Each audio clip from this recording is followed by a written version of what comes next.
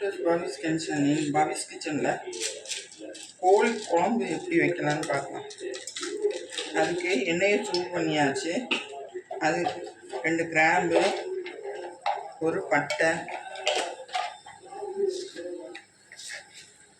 கொஞ்சோண்டு சோம்பு போட்டு பொரிஞ்சோடனே ரவுண்ட் ரவுண்டாக கட் பண்ணி வச்சுருக்கிறேன் வெங்காயத்தை போட்டு வதக்கணும். அடுப்பு சிம்லேயே வச்சோங்க, அப்போ தான் கறி பிடிக்காமல் இருக்கும். இப்போ கழுவி வச்சுருக்கிறேன் 1/2 கிலோ சிக்கனை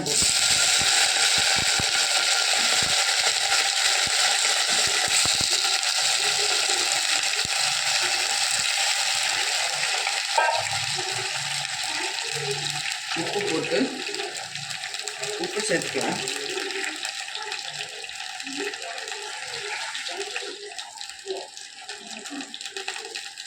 மஞ்சள் பொடி கொஞ்சோண்டு கலருக்காக தான்.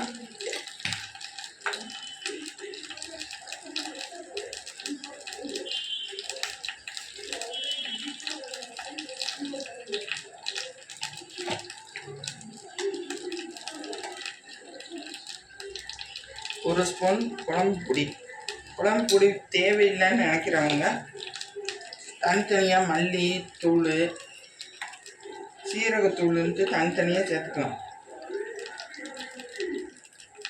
1/4 ஸ்பூன் கரம் மசாலா தூள், கலருக்காக கொஞ்சோண்டு தனி மிளகாய் பொடி ஒன்று சேர வதக்கிக்கலாம்.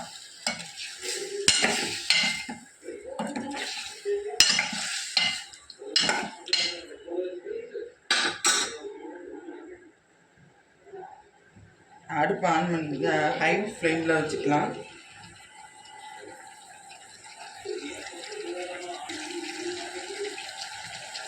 சிக்கனே ஏற்கனவே தண்ணி விடுறதுனால அளவு பார்த்து தான் தண்ணி சேர்க்கணும். கோழி நல்லா வதங்கிட்டோம். அதுக்குன்னு நம்ம அரைச்சிட்டு இருந்தோம். அரைக்கிறதுக்கு மிக்ஸி ஜார் எடுத்துக்கலாம். 2 தக்காளியை போட்டு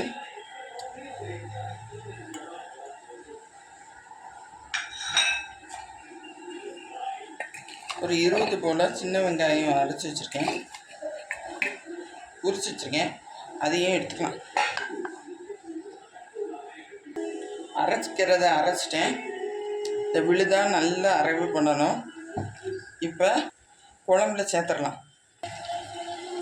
இப்போ சிக்கன் நல்லா தண்ணி விட்டுருக்கு. இப்போ அரைச்சி வச்சதை சேர்த்துக்கலாம்.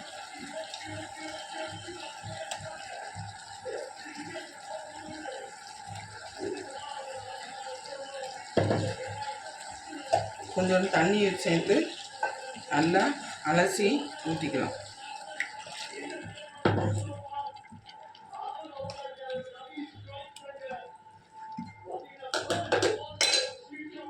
வேணுங்கிறவங்க தண்ணியை சேர்த்துட்டு நல்லா கிண்டி விட்டு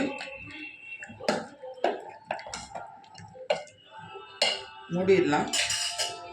நல்லா கொதிச்சு வரட்டும். இந்த ஸ்டேஜில் ஆஃப் பண்ணிடலாம். நான் பவுலுக்கு ட்ரான்ஸ்ஃபர் பண்ணிவிட்டு இன்னொரு வீடியோவில் சந்திப்போம். பாய்.